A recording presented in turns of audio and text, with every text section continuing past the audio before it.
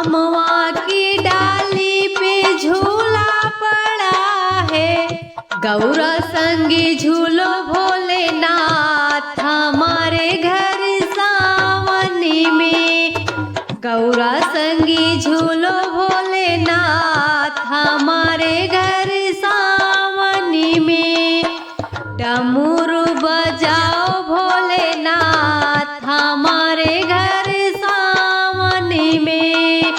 डमरू बजाओ भोलेनाथ हमारे घर सावनी में। चंदन की चौकी का आसन बिछायो, चंदन की चौकी का आसन बिछायो।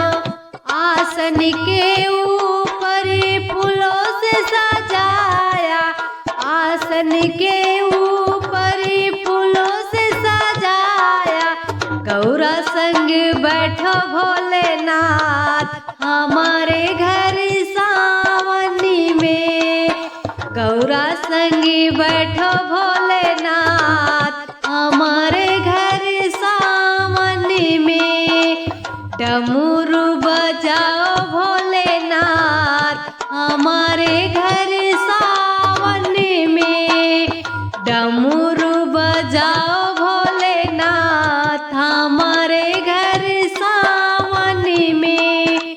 बेलों की पाती चुनी चुनी लाई, बेलों की पाती चुनी चुनी लाई।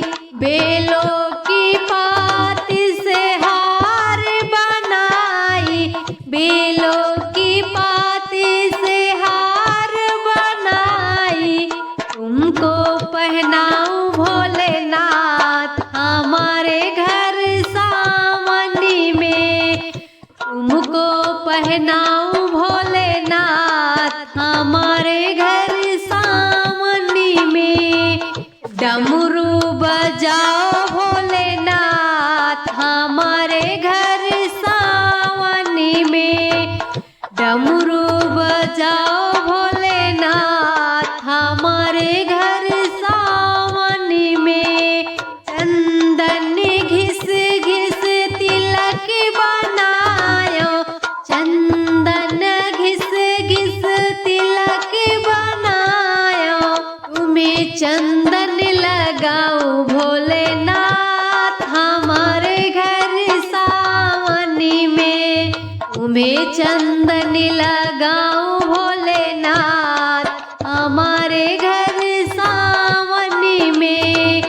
डमरू बजाओ भोलेनाथ हमारे घर सावनी में। सावन के महीने तेरी कांवड़ लाऊं, सावन के महीने तेरी कांवड़ लाऊं।